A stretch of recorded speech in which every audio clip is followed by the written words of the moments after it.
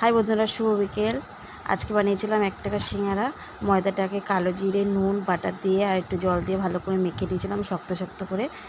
তারপরে মেখে নিয়ে একটু রেস্টে রেখে তারপর একটু পুর বানালাম। আলুটাকে আগে সেদ্ধ করে নিয়েছি, তারপর লঙ্কা আর পাঁচফোড়ন একটু ভেজে নিয়ে তারপর আলু একটু কড়াইয়ে তেল দিয়ে আলু সেদ্ধ দিয়ে আলু সেদ্ধর মধ্যে তোমার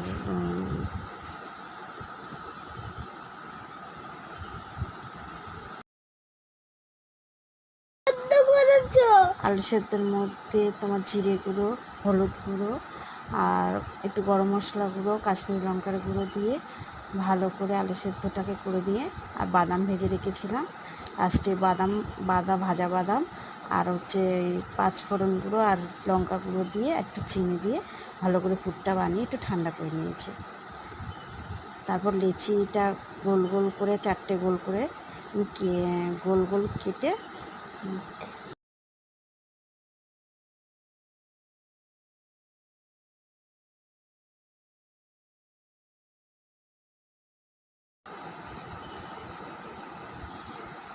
না বললে এরকমই তো হবে।